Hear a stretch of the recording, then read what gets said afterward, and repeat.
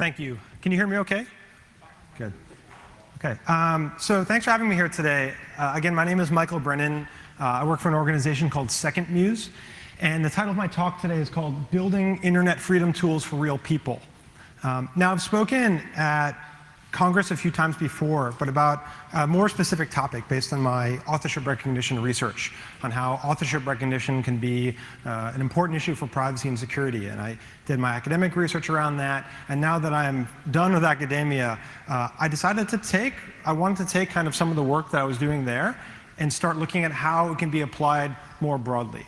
How can we build more effective tools that can be used by individuals all around the world trying to circumvent censorship, surveillance, communicate safely, communicate anonymously?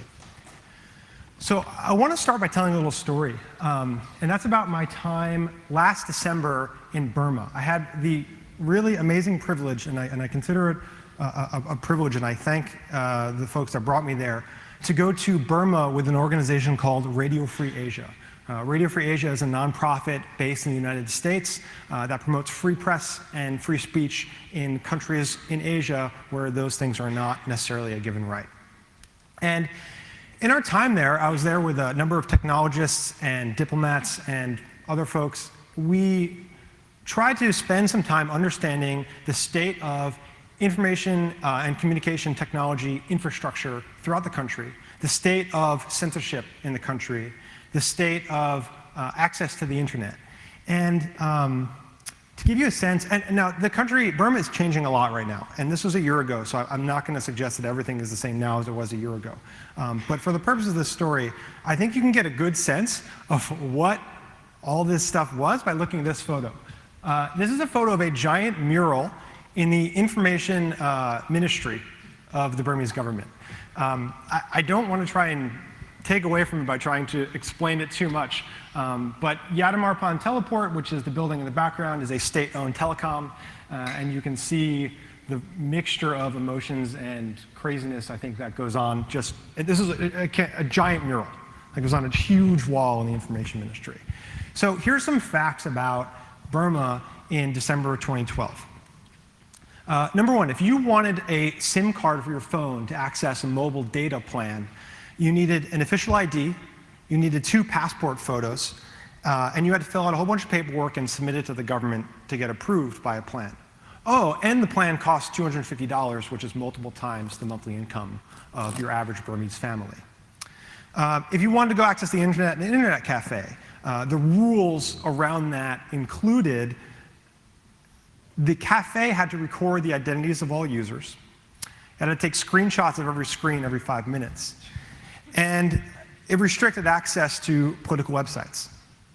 And finally, a law that was still in the books, though perhaps not being enforced at this time, was that sending or receiving material over the internet that the government found offensive was punishable by long jail terms. And we actually met an activist blogger who served 4 years of a 20-year jail term for receiving an email with a cartoon that offended the government. Receiving an email, not sending. So all this in a place where, at the same time, access to technology was increasing dramatically and very, very, very fast. This is a small town outside of the capital of Naypyidaw. That's a market, and we were walking around the market and found folks all over the place that had smartphones, basic smartphones like this one, to access the internet.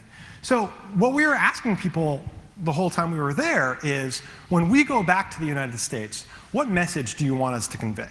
What do you want us to tell people back in the United States? What do you want us to tell politicians, companies, things like that?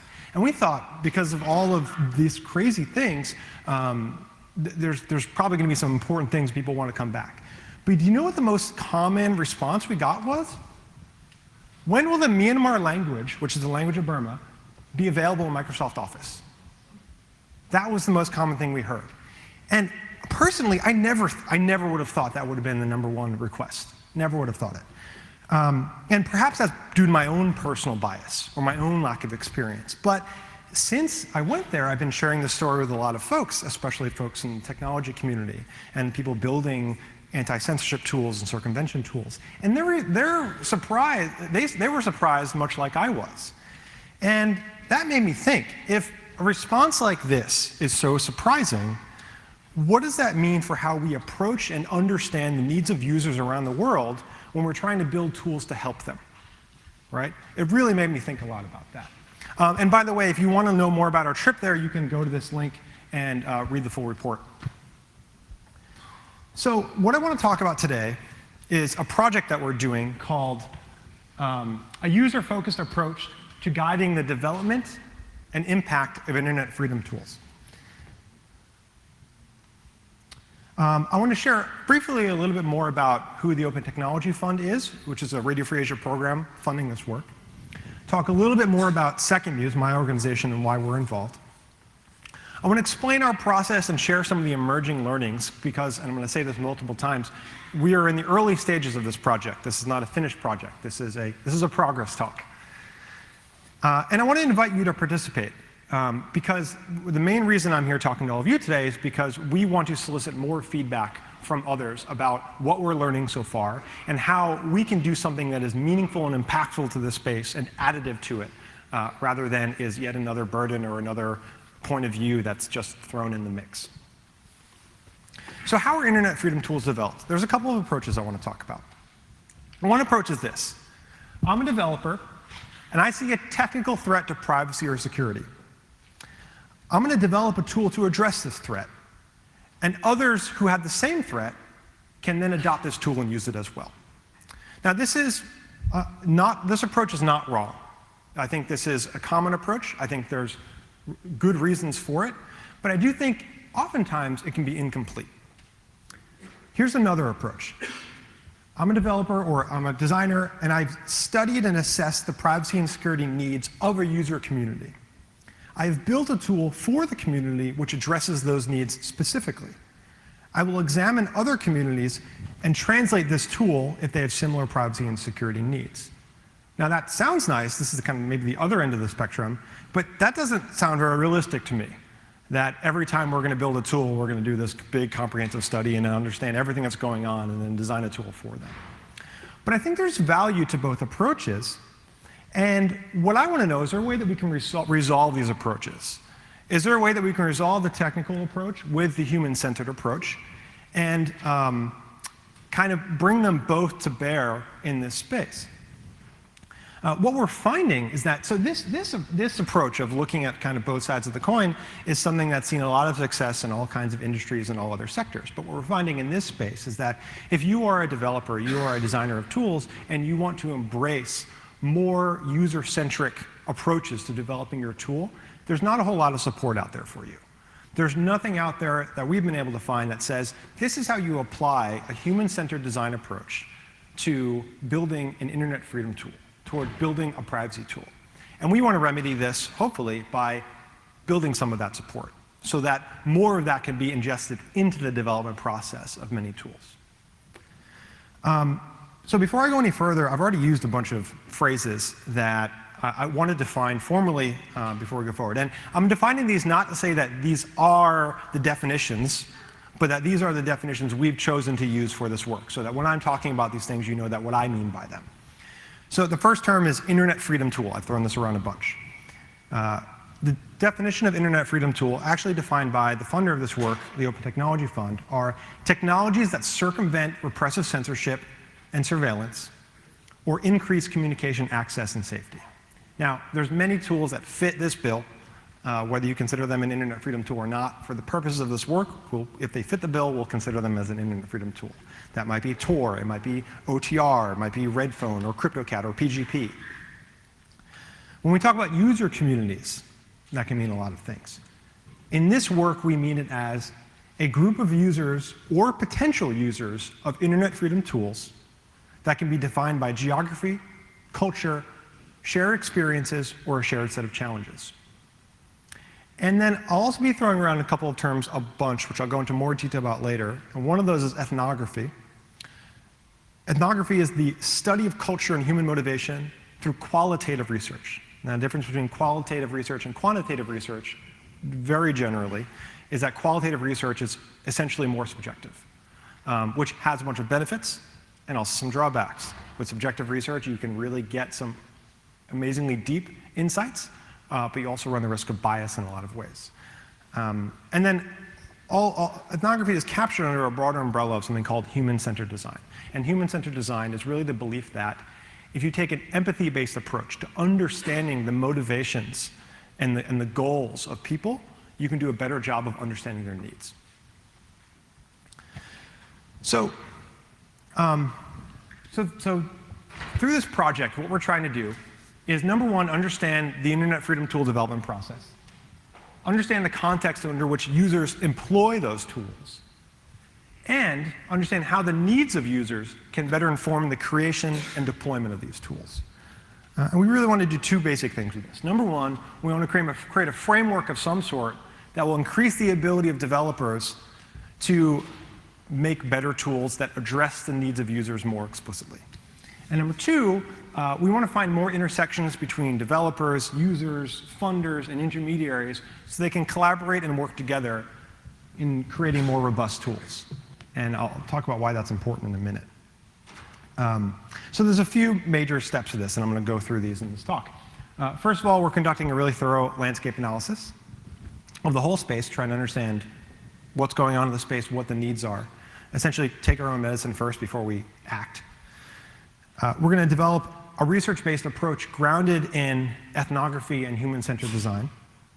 So taking what we've learned, applying it to developing the research questions that we want to find out so we can assess the needs of users. Conduct an actual on-the-ground study with real users or potential users with a clear threat model. Understand their needs. And then take what we've learned and create some sort of draft pilot framework that kind of lends support to that approach I was talking about before, that says, here are some things that you can do as a developer. Now, note that I put an asterisk next to framework. I think framework can mean a lot of things, and honestly, at this point, we're saying the output of this work is going to be a framework that we say, here's something that's helpful to you, hopefully, as a designer or developer of tools. I don't want to presuppose what that will be yet. Sure, it might be a report. It also might be a series of instruments and tools. It also might be a ton of surveys and step-by-step analyses for how to take the results of those surveys and turn them into actionable milestones in your development roadmap. We're still figuring that out. We're going to be working on this project through the spring, and I want your feedback on what will be valuable to you once I've talked a bit more about everything we're doing here. So before I go back into kind of what this project's all about, who are these organizations? Well, first, the Open Technology Fund, which we are really thankful is funding this work. The Open Technology Fund exists to advance the research, development, and implementation of Internet Freedom Tools. It's a program that is part of Radio Free Asia, which I described earlier. And they've done a lot of really amazing work. They've funded a lot of great stuff in this space, projects like Tor, Global Leaks, Whisper Systems. I mean, you name it, they've been involved in some way. And they're really pushing the envelope, I think, in this space in terms of a funder in this space by funding, let's say, riskier projects, because I think funding is a big challenge in this space, and they're there to try and start up some new ideas that maybe haven't gotten attention yet. And Second Muse is my organization. So at Second Muse, we work to improve the world through technology and collaboration. What does this actually mean? Well, I work with a group called the Open Innovation Group. And we design and execute programs that source innovative thinking all around the world to solve complex social challenges. One of the programs that we've run for a number of years, some of you may know, it's a program called Random Hacks of Kindness. And this is an earlier project that we did for a while that really said, hey, maybe we can get a bunch of developers and technologists around the world to decide for themselves what's important in their communities and build something relevant to them. Now, since then, we've done a lot of other projects. We ran NASA's International Space Apps Challenge, which looked at how you can apply open innovation towards space exploration. And then we ran a project called the Central America Domestic Violence Hackathon, where we worked with nonprofits and NGOs throughout Central America. We said, let's look at the space of problems within domestic violence in Central America. Let's identify a subset of those problems that could potentially be solved by technology. And let's build and convene communities of technologists to prototype solutions to some of those problems. And then ultimately, let's incubate the really, really good ideas into lasting projects that could actually be implemented and used in the real world. Now, I could give a whole talk about that. I won't. But I want to say that this was an interesting one because unlike the first two projects, the privacy and security implications for doing open innovation in the space of domestic violence start to become really clear. And you realize, wow, you can't just have people innovating on this. You have to actually give people a way to do it safely, securely, freely, openly. So really what we realize is we believe that free speech and free communication is a fundamental ingredient of open innovation. If you're going to come up with innovative ideas, you're often going to be disrupting the established order, and that established order has a reason to try and shut down your way of coming up with those new ideas. So how can we help empower open innovation, especially through technology? And we believe that's by supporting the research and development of more effective tools that enable people to access the internet freely and communicate freely. So that's really what led into this project. And I just want to give a shout out to my team. They're not here today, but I couldn't do this without them. So my background, I have a PhD in computer science. I did my research in privacy and security. But to do this work properly, we need a diversity of backgrounds. And Katie Metzroth on the top right, she has a social science background and has really applied a lot of that work to social impact and socially sustainable businesses. Roxanne Stafford on the bottom left has a deep background in design thinking, taught at Stanford for a bit about that, and has done a lot of ethnographic work. And Nick Skitland recently joined Second Muse. We're really happy about that. He just came over here from NASA, where he was heading up their open innovation program. So the four of us have been working on this project a lot. I want to give you their faces too, because we want to talk to more people. And so now maybe you'll know who they are when they come and say, hey, can you talk to me for a minute about what you're doing? OK, so back to the project. I'm going to talk about the three phases of our work. We're in the middle of the first phase right now. The first phase is the landscape analysis. Then we're going to do an on-the-ground research study in a place called Dharamshala in India, which I'll get to in a minute. And then we're actually going to figure out the best way to output all this stuff. So as I said before we do anything by saying, oh, this is what can be done in this space to build more effective internet freedom tools, we have to take our own medicine. We have to look at this space and say, where are people in the space at? Where are developers at? Where are funders at? Where are intermediaries and users at? Can we understand the landscape of this space before we start deciding how to act within it? And that's what we've been spending a lot of time doing over the past couple of months. Our main mechanism for doing this is through interviewing experts representing a diversity of roles in the space. And we've interviewed about 20 people at this point. And if 20 people doesn't sound like a lot, I assure you when you're doing comprehensive interviews, it is. It takes a lot of prep and a lot of post-work out of every single interview to make sure you're coming up with an approach for that person that makes sense and you're making the most of your time with them. And then distilling all the learning and comparing that learning to the other folks who you've been interviewing. So what do these interviews look like? Well, these are just a few example questions. We actually have this giant template that we custom tailor to every person. But here are some different questions that we might ask either everyone or developers or intermediaries or users. By the way, I've been throwing intermediaries around a lot. I just wanted to define that really quickly. In this context, an intermediary would be an individual or a group or an organization that acts as a middle person between users on the ground and developers of tools. So that could be a research institution. It could be an activist group. It could be a training organization. So, and it could even be a funder. So you might ask a developer, how are you identifying the needs of your end users and how do they currently affect the development process? Because we want to know the state of things right now. We don't want to come in with assumptions about how people are already doing this. And we've already found a wide range of, some people take feedback in these different ways, some people don't. Intermediaries, you might ask.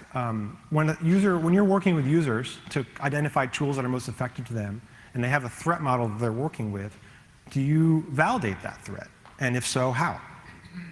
And for users, you might even ask very simple questions around, walk us through something that you're doing today, or what are the concerns that come to the top of your mind when you're using the internet? Because that might tell you a lot about their current state of education and understanding about what they're trying to do.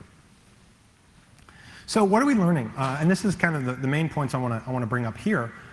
We're in this landscape analysis phase. We've done a really broad review. What are some of the things that were coming out of this? Now, some of these might be obvious. I think some of them less so. So the first one that came up are personas are underused. Let me first ask a question. Who here, in the software development context, who here feels like they have a good understanding of what a persona is and how it's used?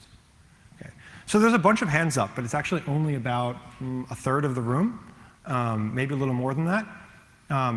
So for those who aren't familiar with personas are basically an archetype of a user, and a stereotypical user amongst a certain group. So you might have a persona for a journalist, And you might look at that persona, and when you're designing tools, you think about that persona, which defines the motivations, the education level, the threats, the concerns, the daily activities of an individual who is a journalist. Now, what we heard from folks is that generally using personas to develop internet freedom tools, people are a little nervous of that because there's a big debate on the acceptable level of granularity of personas. How could you say that all journalists are the same and design a tool based on an archetype of a journalist when the threats that they have are very different in all different parts of the world? But what we found, and we've heard from a lot of people, is that actually this space can afford some more generalization regarding the creation and use of personas. That actually, maybe being overly concerned about not having granular enough personas prevents a systematic approach towards defining tools that can be used by a wide range of people in a group. A persona is not meant to define a tool to say only this version of this person can use it. It's meant to give you a baseline, essentially. Here's a baseline of concerns that you're going to want to hit upon when you're designing a tool for a use of this group. Another thing, which probably is not a surprise to a lot of folks, but the internet freedom space of tool developers lacks a lot of definition. The interviewers we've talked to have pointed a lot to a lack of cohesion in the space as a barrier to collaboration, but that there is a desire for collaboration. And these are just quotes pulled straight from the interviews of things that different people have said. People have called it nascent, splintered, non-existent, undefined. And while these sound like they have a negative connotation, generally the people saying it they weren't slamming the space. They were saying there's more things that we can be doing and more collaboration that we could be doing in order to build more robust and more effective tools. Another thing that came up a lot about this, and this maybe actually ties a little bit more into the previous slide, is that when we've been talking to developers, and we've asked multiple developers this question, we say, who do you design your tools for? Who do you think of when you're designing your tool? They often say, well, I think of myself. And that's not to point blame on developers at all. I think what it actually points to is a lack of support and resources for knowing who to develop for, right? If someone doesn't have a good understanding of the different types of users out there, it's very natural to design for yourself. It's actually something we all do every day. So our question is, how can we help bring more resources so that you don't feel like you only have to design for yourself, but you can have a good understanding of other users? Training of end users in internet freedom tools is an important part of this of the development of tools. It's important because that's where a lot of developers and experts get hands-on experience watching people use their tools. But what we've heard from multiple trainers is that the effectiveness of these trainings is not always clear because it's not measured thoroughly, and the anecdotal evidence is not always clear. We actually saw this for ourselves. It was a really interesting experience. My colleague Katie, who I mentioned earlier, went to an event where there were a bunch of journalists from Palestine that were invited to the US a few months ago, and she went to an event where a bunch of trainers and developers of tools hung out with these journalists for a few hours. And these journalists talked about all sorts of things, like, I'm afraid when I go over the border that people are going to take my laptop and take the data off of it. I know these stories about people getting thrown in jail for liking Facebook posts. All these serious concerns about privacy and security. And then for the next few hours, they worked with these trainers and developers to look at a suite of different tools and how those tools could affect and help them in where they are. And there came a certain point in this training where, despite the trainers' best efforts, and I think that these trainers knew a lot about what they're doing, and I really have a lot of respect for them, but despite their best efforts, you can tell that the journalists that were there were starting to get really visibly frustrated. They were overwhelmed, frankly. They were overwhelmed by all the things that they didn't know were problems. I mean, these are folks coming in that, didn't even have were expressing concern about people stealing the information off their computer, but didn't even have a screen lock password on their computer, right? So when they're presented with all this stuff, they got really overwhelmed. And at the end of this training event, at the end of this meeting, they went around the room, and to the 10 journalists in the room, they said, the final question is, after learning everything you have here today, what are your biggest security concerns? And despite everything that they said earlier, despite everything they've been talking about all day, 8 of the 10 journalists said, actually, I don't really have any really major security concerns. And that was really interesting and really informative, right? About these folks came in with these clear things that were going on, and after going through the whole process of learning about everything that could go wrong and everything they could do to address it, they said, this is too much. Another learning we got, we've talked to a number of funders. This is a space that is reliant on the funding of a number of foundations and organizations. And there's not a lot of funding to go around. But funders do want to fund. We've heard that over and over again. They want to get involved in the space. They want to give you their money and say, do good things to help us with the people that we serve around the world. But they're currently treading carefully. And the reason why they're treading carefully is that they don't have the certainty that they want before making an investment. So here's an actual quote from a funder that we talked to. The elephant in the room is how well are on-the-ground activists going to use privacy or circumvention tools. They won't do it well unless they are trained or born digital activists. This is an illuminating quote for us and something we heard echoed, though not as concisely, from other folks, that there's skepticism about the effectiveness of people on the ground being able to effectively use these tools. And I think what's implicit in the sentence is they're saying they won't do it well unless they're trained or born digital activists, and the implicit statement in there that we've heard is that most folks are not those things. It's important to remember that funders are mission-driven, and to them it's not clear yet what tools will help them achieve that mission. And another thing that we heard a lot is that communication between quote-unquote techies, something we heard techies, and non-technical funders is a challenge. So I think that's improving. There have been a lot of events that have been going on, especially this year, trying to bring together funders in the space with developers, but it's got a ways to go. And a couple more that I want to talk about. One, this is a really interesting theme that came up. When thinking about usability, is there a difference between use of a tool and usefulness of a tool?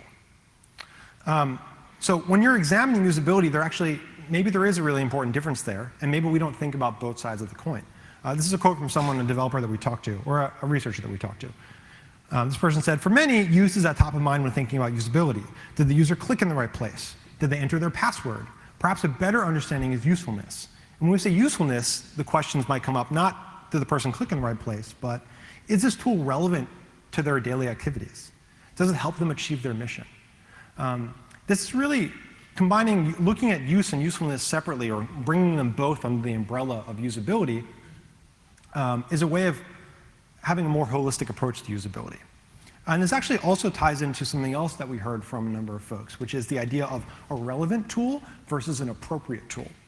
The argument being that we heard from this person that we talked to, who's another person who's been involved in this space for a very long time, said that when you go to a user and say, this tool is appropriate for you, you should use this tool, you're baking in a lot of assumptions into what their realities are every day. Assumptions that you can't necessarily back up. But if you go to that person and say, from what I understand, here are a series of tools that are relevant to you, now let's work together to find the one that's most effective for you, you're coming in with less assumptions, you can have a more effective approach. Again, I want to stress that these are all emergent learnings, and if any of you have strong opinions about them one way or the other, I really want to hear from you. The reason why I'm sharing all this stuff here is not to say, these are the answers, this is what we've learned, period. It's to say, this is what we've heard so far. And we have a long way to go, but this is an opportunity to kind of try and share some of those ideas a little more broadly. And then finally, and this is, I think, probably the most important one, the value to developers. If we're going to propose more support to a user-centric approach that developers can use, it has to complement the work of developers, not just create more work for them. And we heard this from a lot of folks, and I think it's a really important point.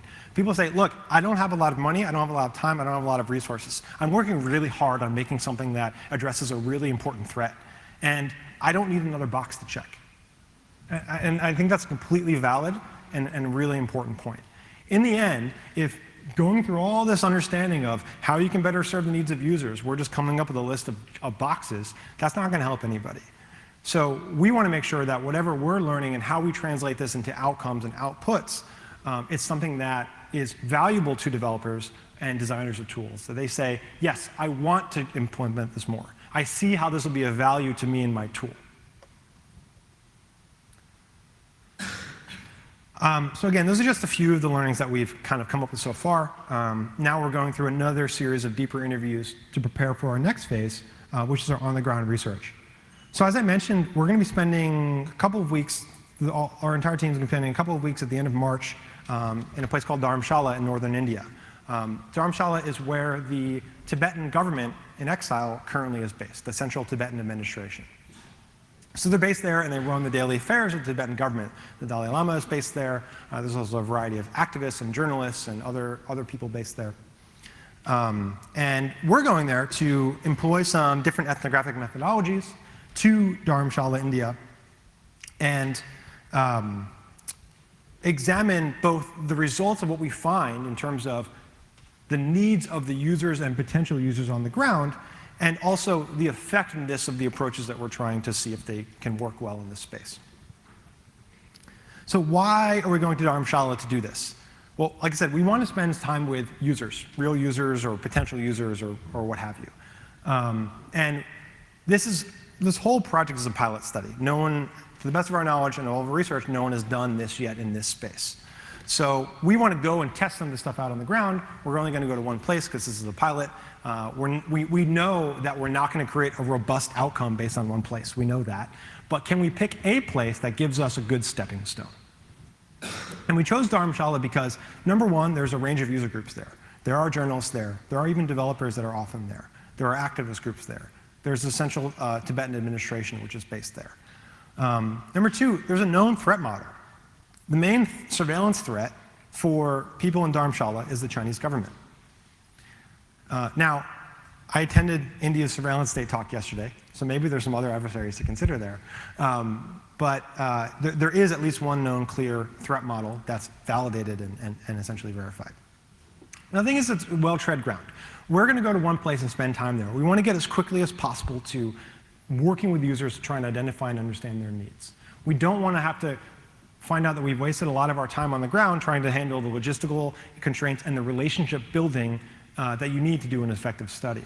A lot of tools have spent developers there. A lot of trainers have spent time on the ground there. I'm sure a lot of people at this conference, maybe people in this room, have spent time there. So that makes it a viable place to do this work.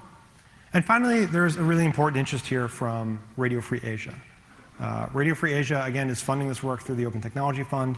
And if we're going to do a study in one place, at the very least, out of all this work, at the very least what we're doing is doing our own deeper needs assessment of the people in the place where this space and organizations in the space have decided they want to serve people. So even if in the end we don't translate things to a more broad set of recommendations that people can use all over the place, at the very, very least, we're going to be understanding more about Dharamshala and what the needs of individuals are there, and that will be translated and given over to everyone that tries to build tools for users that are based there. So what does it mean to take a human-centered design approach on the ground in Dharamshala? So I'm saying we're going there for a few weeks. What are we actually going to be doing? Well, as I said, ethnography is a study of culture and human motivation through a qualitative process. Ethnography complements usability studies. It complements different things by giving you the why behind people's actions, and following the path of identifying that why someone does something can lead to innovative thinking and innovative solutions. So there are a lot of different ethnographic methods that can be applied. And these are just a few examples, and we're going to be testing a number of these out. One is interviews, which I talked a little bit about before, but I'm actually going to go into more detail on how you do those on the ground. Another one is shadowing. What is shadowing? It's very simple, actually. You spend an entire day with someone. You walk around with them the whole day, and you watch them and how they go about their daily activities. One example, I think, this is a purely hypothetical example that's come up is, if you're designing a tool for someone, right, for someone to use on their desktop, what you decide to do and how you design the interface for that tool, and even how you design different components of it, might vary a lot depending on whether or not that user is the only person that uses that computer, or whether they share it with only their family, or whether they're using it at an internet cafe, right? Now, that's a pretty basic thing that you might be able to identify on your own, but there are nuances to those approaches that can really come out when you're spending quality time on the ground with someone, understanding what they're doing. Experience sharing. This might mean doing something as simple as giving someone, or it's also called a camera study. Actually, they're different things. So a camera study is something that people do a lot, where you actually give someone a recording device of some sort and say, go and record your day. Go and spend your day without us around and record the elements of it, and then come back and we'll go through it together. Now, in this context, now that's a very, very, very common use of ethnographic approaches. In this context, they may not be possible at all. It depends entirely on the situation on the ground, what the threat scenario is, as to whether or not you can give someone a recording device and ask them to record what's going on in their day-to-day activities in a way that doesn't put them at risk. And this is part of our approach, is to understand what methodologies might work and might not work in the context of building better internet freedom tools. Experience sharing, get a bunch of people around and say, instead of them sharing their stories with you, have them share their stories with each other and observe that. Solution analysis, get people together and actually walk through the solutions that have been presented to them. And co-design, get people together and actually help them, work with them to design solutions that are effective for them. Now, in both solution analysis and co-design, that's not to suggest that if you get a bunch of users in the room and co-design a problem, co-design a solution with them, they're going to come up with the right answer. And actually, this is an important concept that's throughout the entire thing. It's not the act of talking to a user and them telling you what they think that allows you to know what you do with your tool. It's experiencing, spending time with the user and hearing what they say, combined with what they do and how they act and how they do it and who they talk to and what physical cues they give that allow you to interpret what their needs are. I'm sure many people who develop tools in this room have had this experience. A user comes to them and says, why doesn't this tool do X, Y, and Z? I want those features. And then you go and build those features, and you give it back to the user, and they never use them, right? That's common, because users often don't know what they want. And it's not due to any fault of their own. It's because it's hard to know what's needed. It's hard to know what you want. And if you spend time with them and look at more than just what they're telling you, you start to really can pull out some more interesting answers about what is needed for them. And this is something, again, that's been applied in many different places, in many different industries. So what might an interview look like? You're interviewing people on the ground. One important thing is you want to ask why when someone does something. You want to ask why they're doing that thing, and then you want to ask them again, and then you want to ask them again. When you ask why multiple times, you can really get to the core of a reasoning behind something. You want to encourage stories, and you want to look for inconsistencies. So it's not just about asking questions. It's about you hear something interesting, and you say, wait, tell me a story about the time that happened. And through those stories, you can start to pull out really interesting tidbits of information that can be much more informative than the original point that was being made. And inconsistencies in nonverbal cues can tell you a lot about what that person is really thinking or doing or what they really need. And then finally, and this is true with all this, you want to ask questions neutrally. You don't want to bring your bias into the approach of asking questions of people and trying to assess their needs. You want to approach it as neutrally as possible in as unbiased of a form as possible. So now what? Say we finish our on-the-ground study in the end of March. Now what do we do? Well, at that point, we have a lot of processing to do, a lot of analysis to do, and we want to understand and distill the meaning of what we drew out of it and come up with a few things. Number one, of course, a series of actionable takeaways for developers of internet freedom tools that are targeting user communities in Dharamshala. Number two, best practices on applying these different methodologies in general. Now, it's going to be hard to generalize based on one place, but if you qualify it enough, I think this will give us a good starting point. And finally, instruments that can actually be employed by developers. And what do I mean by instruments? I think I mentioned this earlier, but it could be something as simple as, here's a survey that you should give to people in your target user communities. And here's what you do based on the responses that you get. So I'm running a bit low on time, and so I want to skip to the end here. I'm going to come back to these links in a second, but really I have questions for all of you, which is, based on what you've heard here today, how might this affect your work? What's relevant to you? What's not relevant to you? A lot of you represent people who design, develop, create, and use these tools. Do you have stories like the ones that I shared earlier, or the one I'm about to share?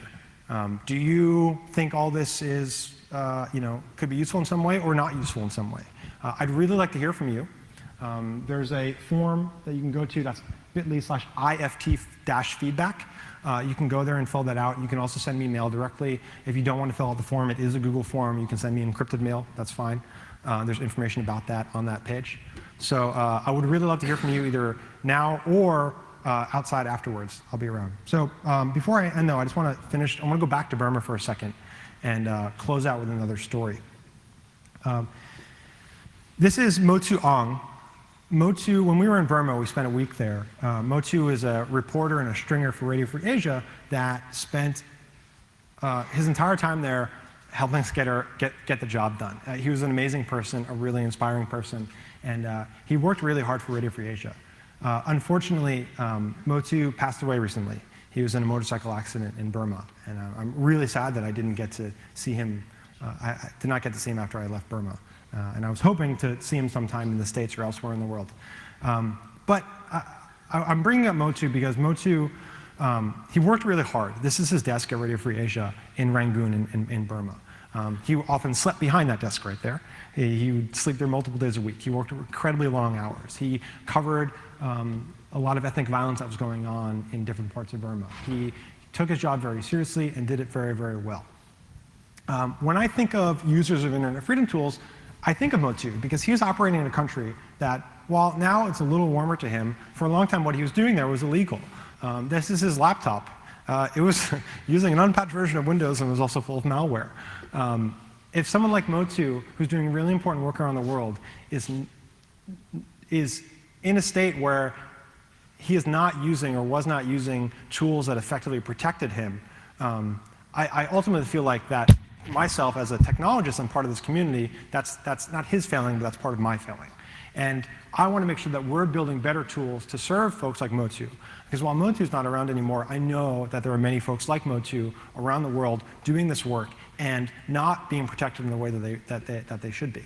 So that's really at the forefront of my mind when I'm doing this work. I hope this is helpful in some sense, and I think I have about 15 minutes left. I'd really love to answer any questions that you might have. I'd really love to hear your feedback and talk to anyone also afterwards. So thanks very much for taking time to listen.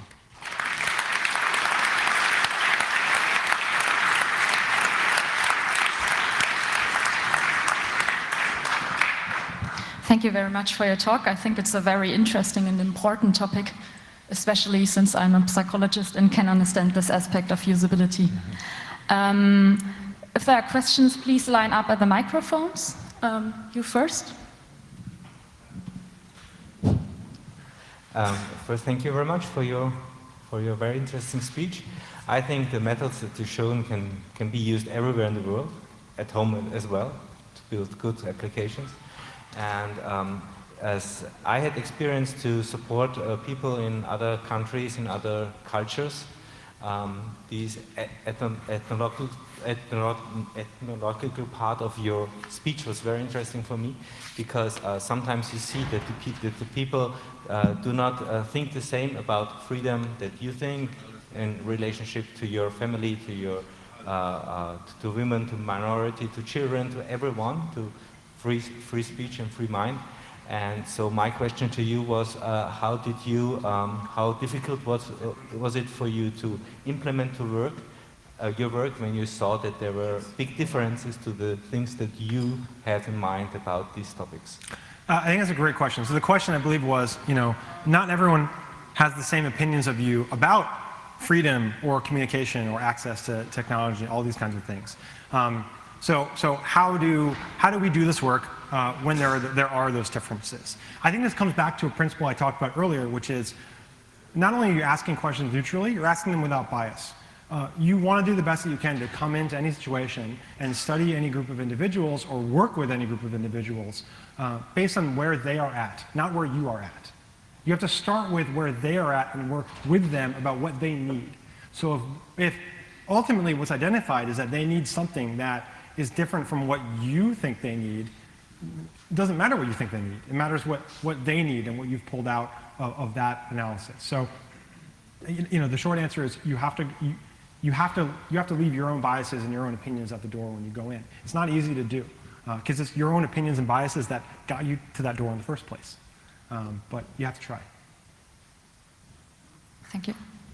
Thanks for your talk. I think you pointed to some very important points, especially concerning privacy and security, because we all know that those problems cannot be solved individually. There needs to be widespread acceptance of those tools to solve the problems we're facing all over the world right now. So thanks for your work. But I think there's a little problematic assumption in what you presented in a process, that is trying to solve this problem by building better tools alone, which in a sense assumes that you do all this work, which is great work, which is important work, and then you build a better tool, and then usability, which is a real important requirement, not only pragmatic, but a political requirement, as far as I'm concerned, will solve this. But I don't think that any tool has an intrinsic use or intrinsic value built into it. And any tool can be used in different ways, which makes hacking available in the first place, or possible in the first place. But that's not what I'm talking about. I'm talking about whether you think, or whether you should think, that there needs to be a process of training of social and political activity, based maybe on your research, that accompanies the technical and tool development aspect of your work. Yeah, that's a great point, and I completely agree. So the point in the question was, tools alone aren't going to solve the problems that we face in the world. It's not just about building better tools. That's not the solution. Is there something else that should be done, or maybe that's even more important than building more effective tools? Is that right? Is that an effective? Okay. And you're absolutely right. Tools aren't going to solve things. I think that what we're doing here is trying to bite off a piece of the problem. And the piece we're trying to bite off is, in the context of tools, how can they be built more effectively? Perhaps the more important things, and I would actually probably argue the more important things, are larger scale social and political changes that keep people safer, not ultimately tools. Even if you look within the space of internet freedom tools, we're focusing on a bit of that, which is the development of tools. Some of the things I pointed out and some of the things that we're uncovering, all kinds of other gaps within the space of how users interact safely on the internet, or even how developers interact with each other, or funders interact with each other, all these different things. This is not a puzzle that has a magic bullet, and I hope that we'll make a meaningful contribution to a piece of this puzzle, but I fully agree that it's only a piece of the puzzle, and that there are many other pieces that need to be solved. Thank you. Yeah. First of all, thank you for this interesting presentation.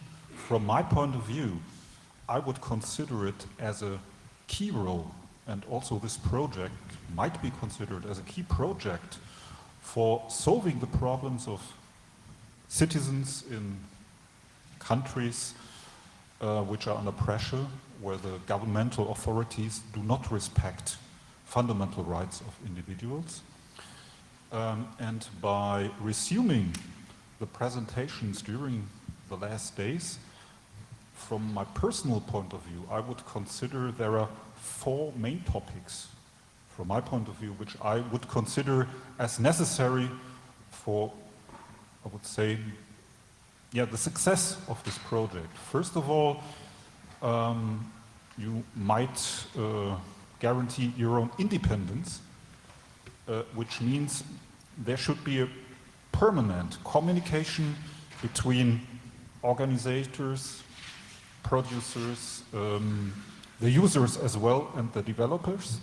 And on the other hand, by doing this, you could also guarantee a kind of crowdfunding for the success, On the other hand, regarding, I would say, the quality of your offers means there could be a kind of toolbox which is as flexible as possible on one hand, and could offer, on the other hand, as simple programs as necessary by respecting the educational level of the users. Yeah. And by doing that, I would say this could be a real brilliant solution for anybody, because this could guarantee the freedom of individual rights by using the internet and whatever. Thanks, I appreciate that. I think that your point around the toolbox is part of what we're hoping to try and get to. Now, I'm not sure when I said framework, it could be interpreted as a toolbox, a guide, anything like this. And I think that, I want to be clear again that whatever form it ends up taking, we're not going to come up with the answer after this project. I think we really see this as a stepping stone that we hope everyone will be interested in iterating upon together. And that, if you look at even basic information about how to apply different kinds of need-finding techniques, it appears from everything we've learned so far, would provide at least some value to the space, and so we feel good about that. Thank you for the speech. Sorry, he was first. Sorry. The most striking thing in the whole presentation was when will Microsoft Office be available in Myanmar language.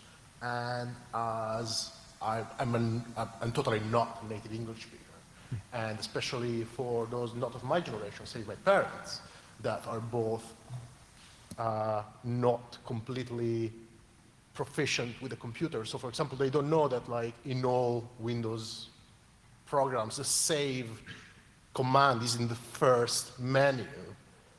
The fact that they don't have a way to read the interface is extremely problematic because it completely stops them from using software in a productive way.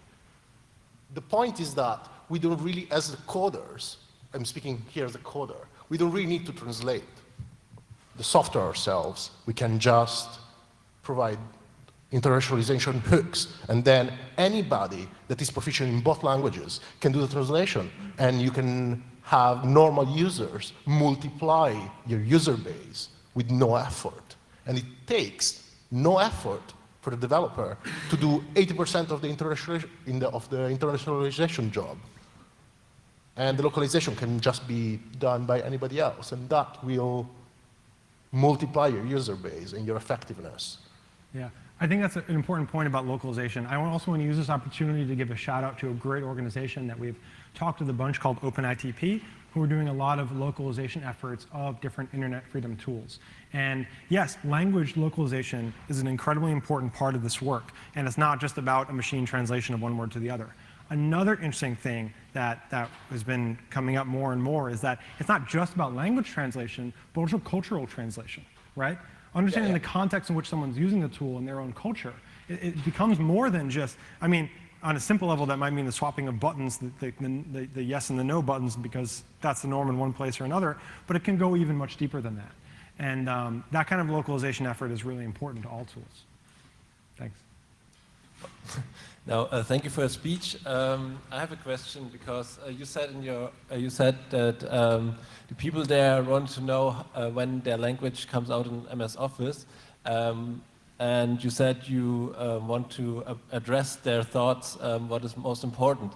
And then I have another question. Did you actually try to talk to them about different approaches, that maybe there are more important things, or did you just focus on what they want? Yeah, I'm actually really glad you brought that up, because you identified something I was hoping someone would identify, which is, I said a lot during the presentation, you can't just rely on what someone says they need, you have to examine deeply what they need. So I want to make a point that when people said, when will the Myanmar language come to Microsoft Office, that's the most important thing to me, I didn't mean to infer that that is therefore what we should do.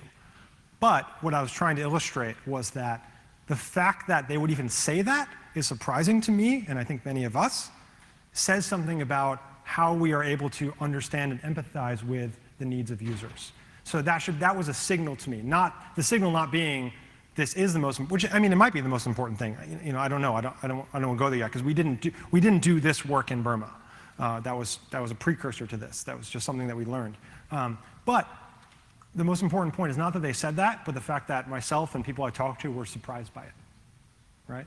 I think if we better understood and empathized with the needs of users, at the very least, we wouldn't have been surprised when they said that. So, thank you.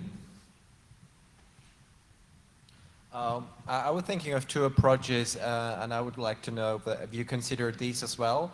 One would be like copying, or like building substitutes for products they already use for tools, but making them secure, like collaboration stuff. I don't know if it's like a prevention of like censorship, but if you build like stuff into the collaboration tool already, so I think that's not quite as creative as the approach you mentioned, but then on the other hand, someone else had done the analysis of like what people need, and Yeah, and you got a big study if you consider that, so people, you know what people need and what functionality they need. Yeah, that's a great point. So the question was, have you thought about looking at tools that people already use and trying to make them more secure? I think that is a very viable and valuable approach, and that's something even we heard in our interviews, which is to say that, you know, if you're going to build an effective tool, it has to fit in with a user's daily process. Like no one ever, I think it's probably, this is a common term, but like no one's goal on the internet, no one comes on the internet to be secure. You come on the internet to email your mom, or chat with your friend, or go to this website. You don't, like, your goal isn't to be secure, or to have proper privacy protections. So an effective way to build those things in is to have it be a seamless part of the user's experience. Now, that's maybe not always possible, but I think it's an important thing to strive for, and I think you hit upon a good point there. Thank you. Things that you came up with, that people going to the web to share things and they want to make it safe. So because maybe I don't get the whole idea of internet freedom tools, because like when people also in Burma wants to go there to share safely informations together, which brings me to the, like, there's two things, like the city of Munich, they wanted to change to open source. And all the average city worker was used to Microsoft Office. And when they changed to open source, the problem was not the backbone. The problem was the people saying like, oh, it was Control F, now I have to do Control D with Open Office. I cannot get used to this, everything is so different now. You know, so people are getting stuck with proprietary learnings when they use Office, MS Office, and suddenly something comes up which is a little bit different, and maybe it's a little bit more safe, but they have to do Control F instead of Control D now, or whatever, and they don't like it because they learned it like this. And another thing is with OpenStreetMap. You know, the discussion was in Germany how to stop using Google Street Map and all that stuff. The best way to do that would be to give 50,000 euros by the government to the OSM community to make the surface, the usability of OpenStreetMap even more smoother, and make it closer to what commercial map providers doing, because they do it for all the DAOs, the noobs out there who have no clue. And so the idea is, I don't know how you want to do what you want to do, because therefore you need a sustainable developer community, which is not easy to organize collaboratively. Even something like Ubuntu or Wikipedia, like the successful stories of an ongoing collaborative online work, is very difficult to sustain. So we need money for that, and we need collaborative, sustainable environments. Mm-hmm. And I don't see how the work you want to do will lead to overcome the main problem, which is that people are becoming lazy when they want to use the web. I appreciate your point. I'm not sure that I agree that the main problem is that people are becoming lazy when they use the web. I think there's lots of challenges here. I do think that you bring up a really good point, which is, you know, all these software tools face a variety of challenges, whether they're funding challenges, resource challenges, sustainable development communities, right? I think that there are a lot of tools out there that have those things set. I think there are new ones being built that have the potential for that. And I think, again, that this is one part of the puzzle, an important part of the puzzle. There are many other important parts of the puzzle, whether that be, you know, the usability decisions you might make in terms of how close something should be to the related proprietary solution if you're creating an open source solution, or part of the puzzle being, how am I going to fund this tool that it's not like I can sell it, so how am I going to fund the ongoing development of it? So I think it's important to recognize, even in this work, that there are many other ingredients to make something successful and to make more effective and more usable tools, and I hope this will be a valuable contribution to that. Thank you.